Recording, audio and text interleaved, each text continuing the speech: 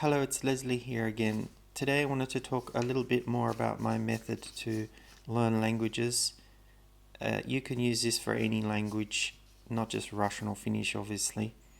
So my method mainly involves listening, hundreds of hours of listening, and then thinking in that language, and then finally speaking. And I think if you have enough vocabulary, you automatically start to think in that language, and then automatically you will want to then speak the words that you know after you've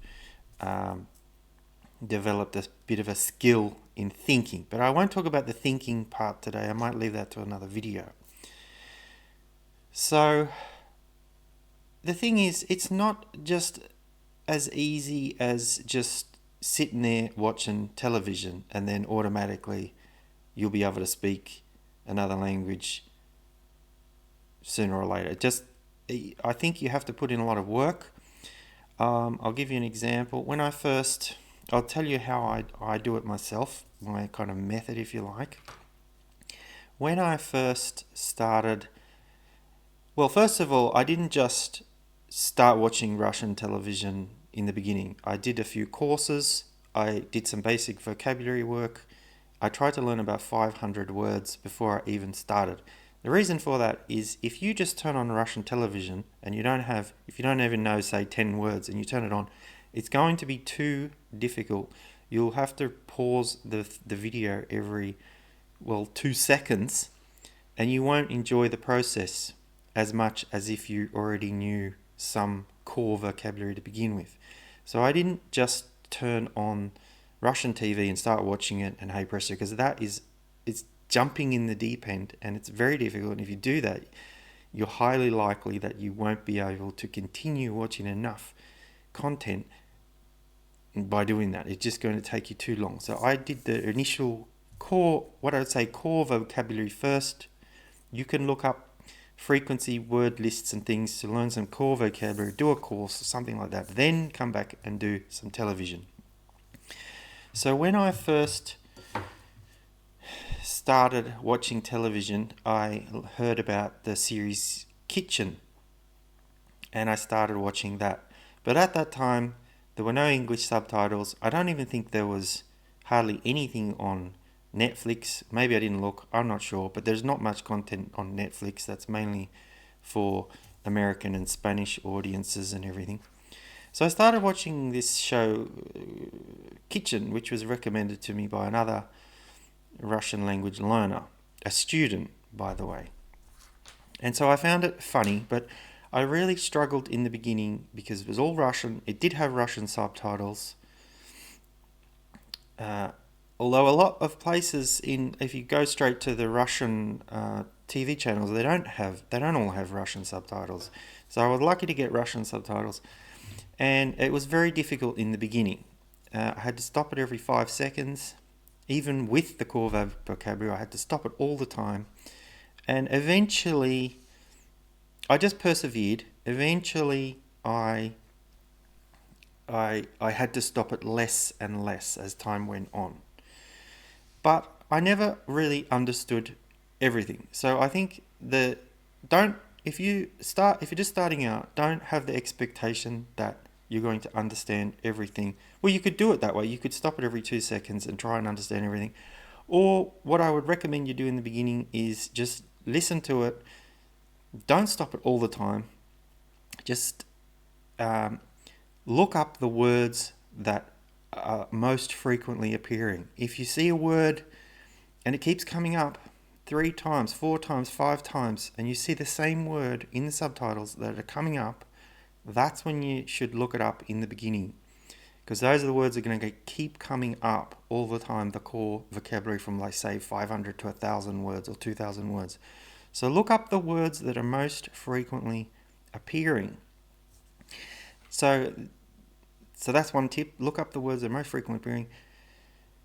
The other thing is, you don't have to understand everything. You don't have to enjoy it. You don't always have to understand every single thing that you watch.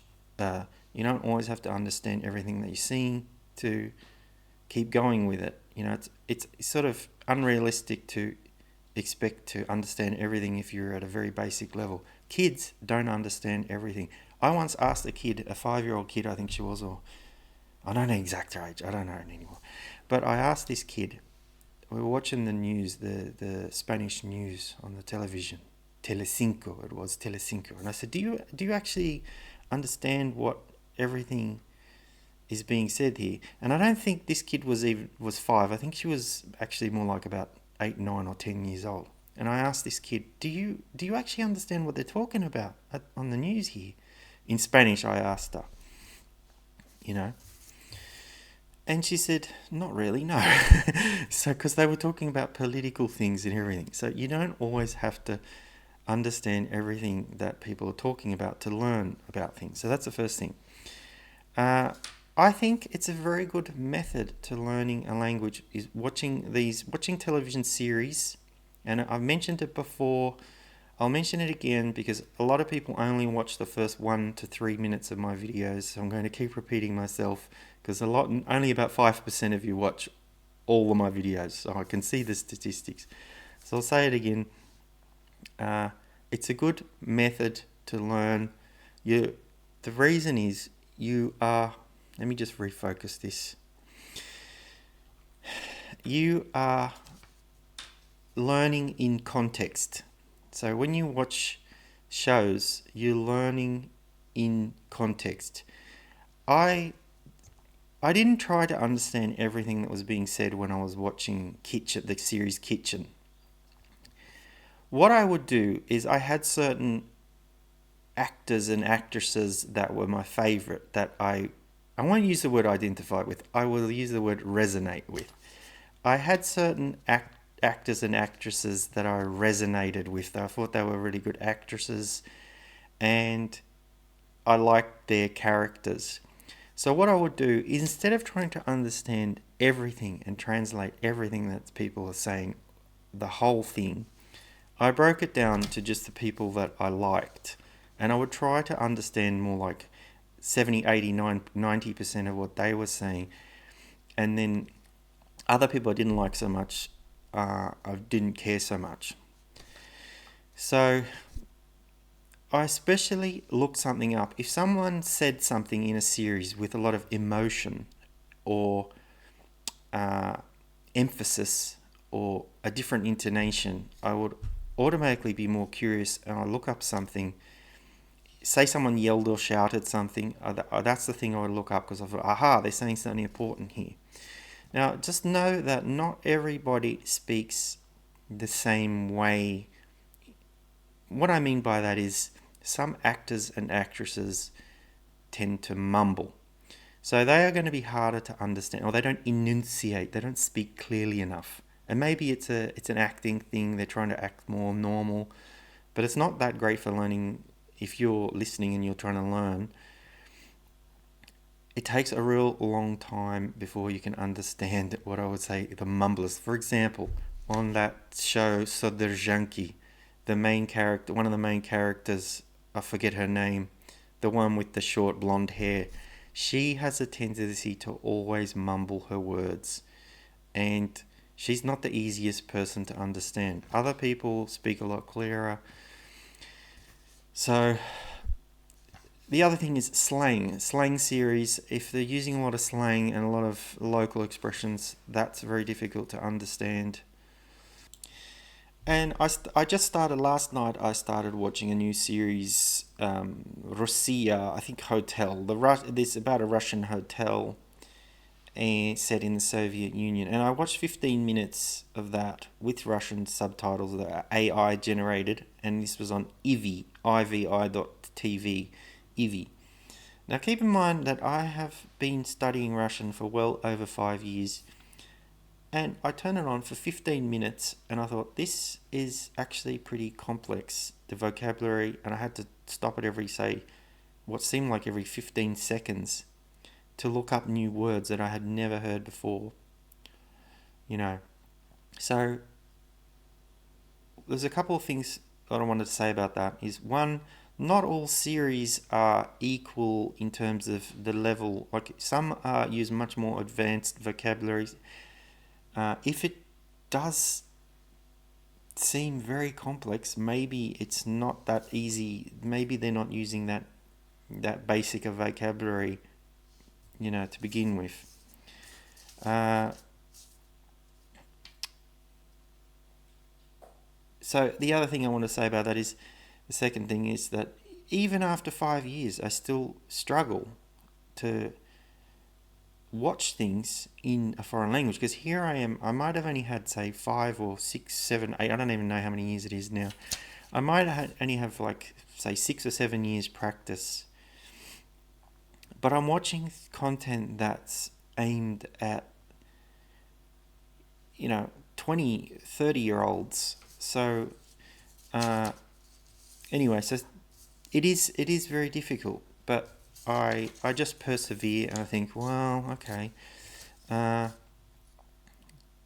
So some series I think are probably a bit difficult. I don't know too much about ranking them, but I'll say that the one on the Russia hotel one certainly seemed to be a bit more difficult than other series that I've watched. So anyway, I try not to get too despondent and just push through, and keep like watching. I have said this before, but I prefer to watch series than movies, because series, it's easier to keep a habit with it. You don't have to keep looking up new content all the time. If you're watching movies, you've got to then go and find new movies. That's a chance you can get distracted and watch something else and find something in English. So I just stick with series. You get to know the characters better. You can almost predict what some of them are going to do. It just seems to be a lot easier for me anyway. Maybe if you have a shorter attention span, that's not the way to go, but that's what I have discovered that works for me, is just series, not movies so much. I try to watch series. Well, here's the thing. They do expire on these streaming things, so I kind of get annoyed when some of them get expired, because especially if they have English subtitles, because they won't come around again for a long time. So I try to watch things before they expire, because they do expire, and it'll annoy you. You'll be halfway through, you won't get a warning, and all of a sudden they'll disappear, and you won't be able to get your English subtitles for I don't know how many years after that. Things are slowly improving. When I first started, there wasn't much out there at all with English subtitles, so there's more things that it makes it easier. But I'm moving on to just Russian with Russian subtitles or no subtitles at all, and it's pretty hard. Anyway, in other news, I'm getting a new television. I've been using an older television. I might make a separate video about that. It's getting very slow, and I found that some of the apps don't work anymore, and it was very limiting. So I'm actually buying my first ever television. So I probably will make a video about that. But the thing is, we're still not in an ideal place to learn languages. Say for example, on YouTube, I'm waiting for the day that YouTube allows dual subtitles, dual automatic subtitles. That would be really handy, but they don't have it. And in preparing for this new television to arrive, I installed all these apps on my phone, and I realized just how many platforms that I'm using to get enough content, because you're not the other thing, the realistic thing is, you're not going to be able to learn a whole language just watching one series, even say 8 hours. It doesn't work that way. You probably more likely need 800 hours, okay? So there's not enough content on each platform. Say SBS on demand, there's just not enough content. I'm watching SBS on demand, I'm watching Stan, And I realized just how many platforms I'm having to go to and swapping all between about 16 different platforms. It would be nice if they were all on one place. So I'm using Start. I just signed up to that again. Ivy. I've got them all here on my phone.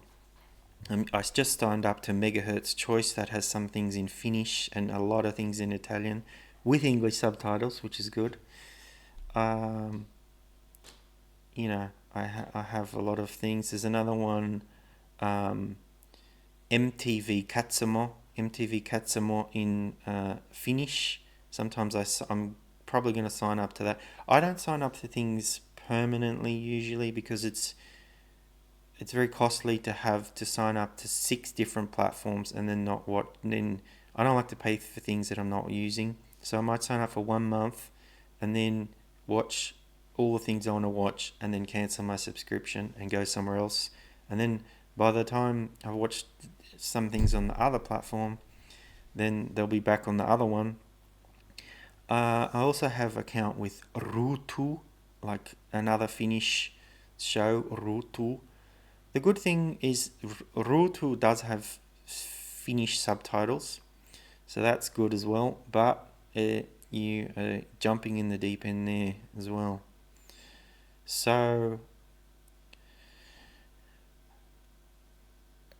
it's an ongoing battle to stay subscribed to all these different platforms. It's not, what I'm saying is it's not easy, and most people probably uh,